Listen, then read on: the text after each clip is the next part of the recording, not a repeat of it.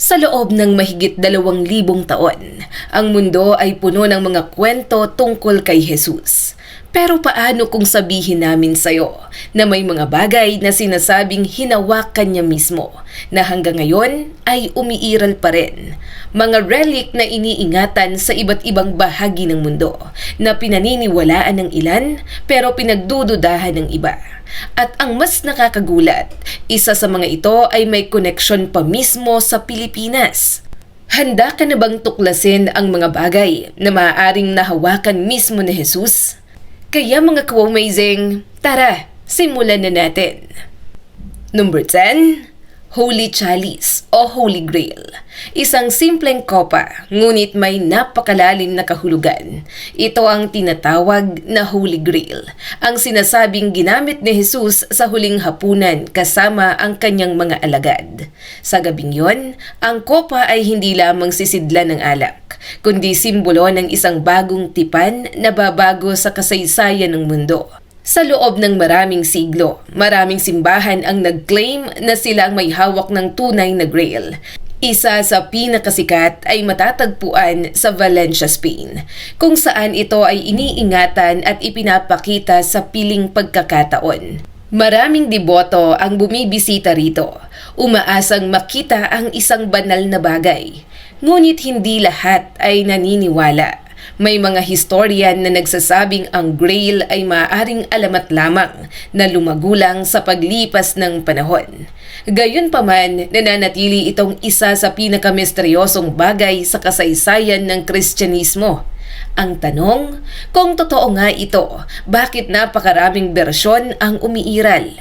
At bakit walang malinaw na ebidensya kung alin ang tunay?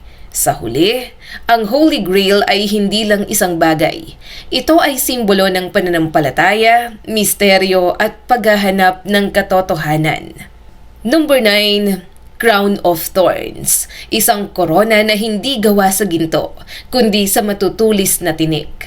Ito ang isinuksok sa ulo ni Jesus bilang panlalait habang siya ay pinaparusahan. Ang bawat tusok nito ay simbolo ng kanyang pagdurusa at sakripisyo. Sa kasalukuyan, ang Crown of Thorns ay iniingatan sa Notre Dame Cathedral sa Paris.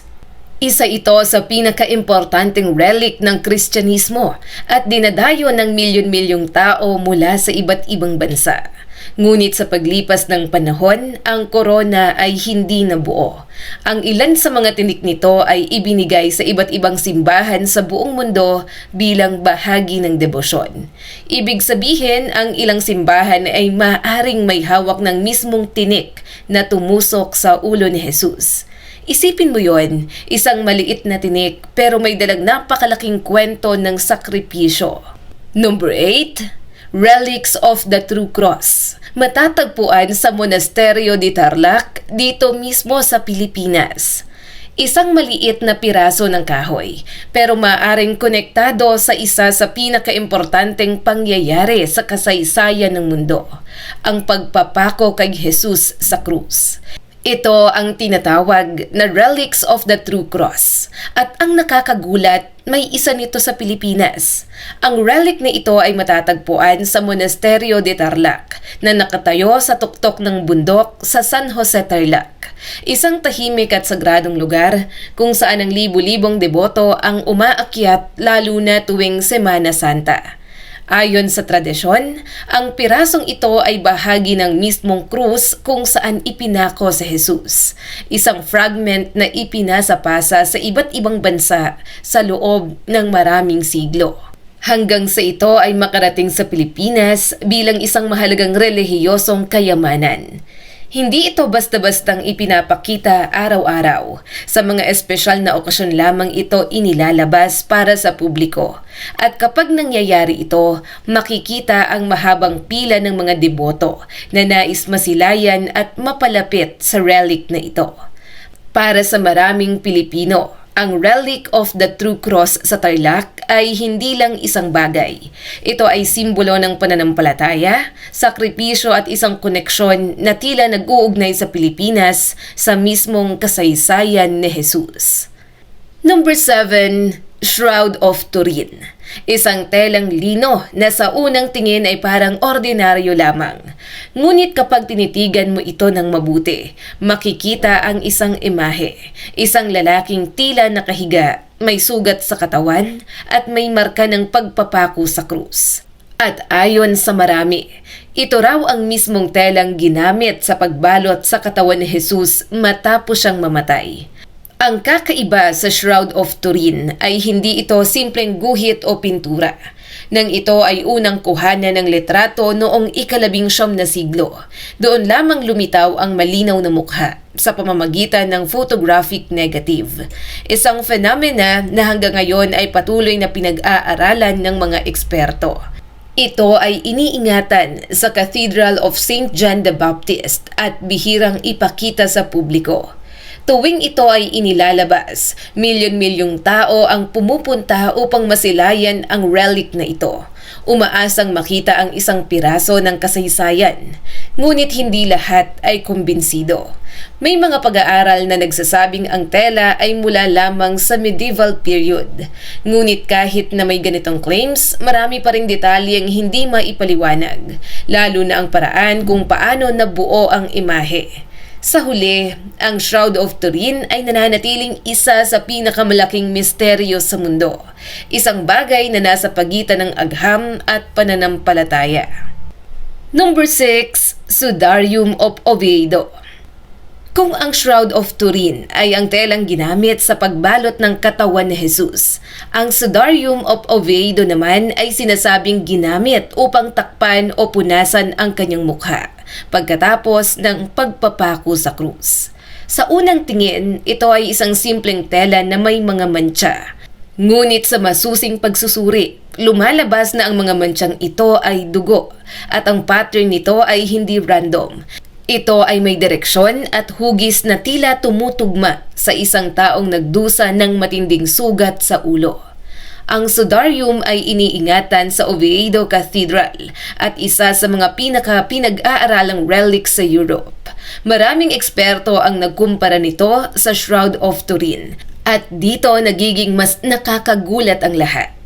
Ang mga marka ng dugo sa dalawang tela ay tila tumutugma sa isa't isa, na para bang ginamit sila sa iisang tao, sa iisang pangyayari. Kung ito man ay totoo o hindi, ang Sudarium ay nagbibigay ng isang nakakabigat na imahe, isang tahimik na saksi sa paghihirap ni Jesus. Number 5. Holy Tunic, damit ni Jesus. Isang simpleng kasuotan pero maaring isa sa pinakamahalagang damit sa kasaysayan. Ito ang Holy Tunic, ang damit na suot ni Jesus bago siya ipako sa krus. Ayon sa Biblia, ang damit na ito ay walang tahi at buo, kaya imbes na ito ay paghatian ng mga sundalo, pinili nilang ipusta ito sa pamamagitan ng bunutan. Isang detalye na nagpapakita kung gaano ito kahalaga. Sa kasalukuyan, ang relic na ito ay iniingatan sa Trier Cathedral at bihirang ipakita sa publiko. Tuwing ito ay inilalabas, dinadagsa ito ng mga deboto mula sa iba't ibang bansa. Ngunit katulad ng ibang relics, ito rin ay pinagtatalunan. May mga nagsasabing ito ay maaaring mula lamang sa ibang panahon. Ngunit para sa marami, hindi mahalaga ang siyensya. Ang mahalaga ay ang pananampalataya. Isipin mo, isang damit na maaaring nakasuot kay Jesus sa kanyang huling mga oras. Isang tahimik na saksi sa sakripisyo. Number 4. Sandals of Jesus. Isang bagay na tila simple pero may napakalalim na kahulugan. Ang sandalyas. Ito raw ang ginamit ni Jesus habang siya ay naglalakbay, nangangaral at gumagawa ng mga himala. Ang sandalyas ay simbolo ng kanyang paglalakbay mula sa mga burol ng Galilee hanggang sa mga lansangan ng Jerusalem. Bawat hakbang ay may dalang mensahe. Bawat lakad ay may layunin. May ilang simbahan sa Rome na nagsasabing hawak nila ang sandalyas ni Jesus. Bagamat hindi ito kasing sikat ng ibang relics, ito ay may malaking kahalagahan sa pananampalataya. Ngunit tulad ng inaasahan, wala ring malinaw na ebidensya kung ito nga ay tunay. Marami ang naniniwala, pero marami rin ang nagdududa. Sa kabila nito, ang sandalyas ay paalala na si Jesus ay naglakad kasama ng mga tao, hindi bilang hari kundi bilang isang guro. Number 3, the nails of the crucifixion. Mga pako, simpleng baka lamang sa paningin ng iba. Ngunit sa kasaysayan ng Kristyanismo, ito ang mga bagay na ginamit upang ipako si Jesus sa krus.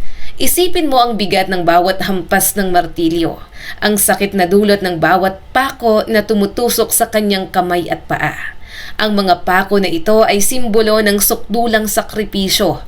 May ilang simbahan sa Europa na nagsasabi na hawak nila ang mga pako na ito, kabilang ang mga nasa Milan Cathedral.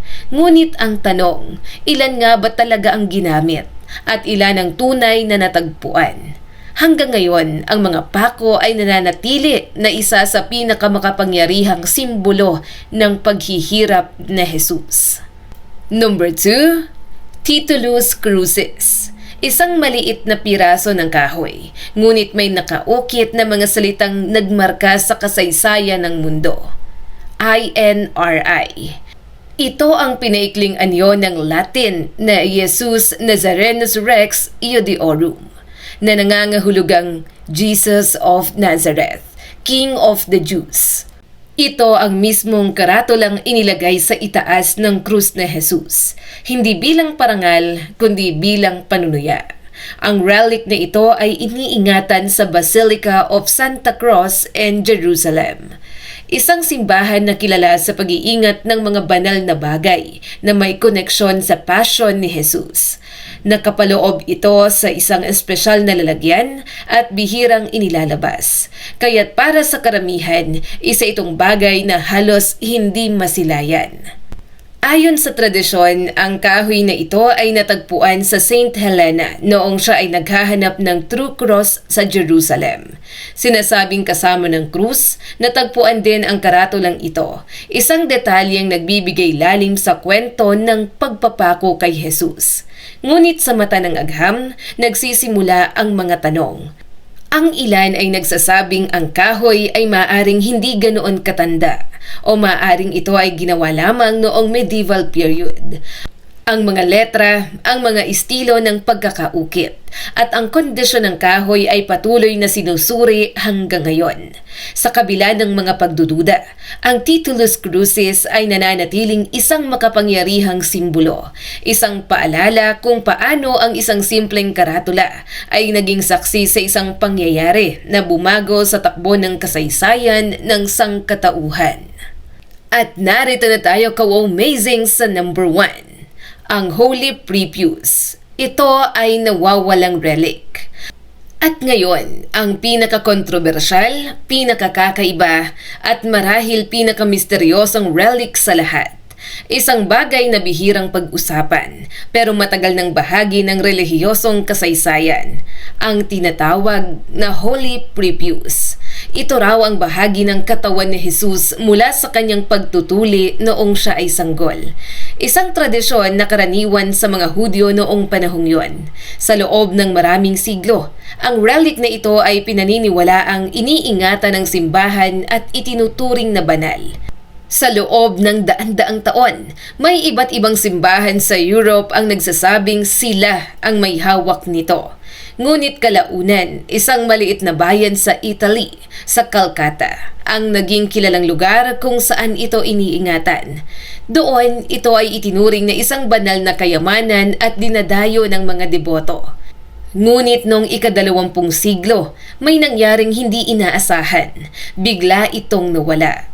Walang malinaw na ulat kung ito ba ay ninakaw, itinago o sadyang inalis upang maiwasan ng kontrobersya. Ang ilan ay naniniwala na ito ay sinadyang itago ng simbahan upang hindi na pag-usapan pa. Hanggang ngayon, ang Holy Prepuce ay nananatiling isang misteryo, isang relic na minsang pinaniniwalaang umiiral, ngunit ngayon ay parang multo ng kasaysayan. Nawala, ngunit hindi kailanman nakalimutan. Kaw-amazing! Ang mga bagay na ito ay maaaring totoo o alamat. Pero ang kanilang kwento ay patuloy na nagbibigay inspirasyon. Sa huli, ang tunay na mahalaga ay ang aral ni Jesus, hindi sa mga bagay, kundi sa puso ng tao. Ka-amazing! Kung nagustuhan mo ang video na ito, huwag kalimutang mag-like and subscribe at pakishare na rin para mas marami pa ang makapanood.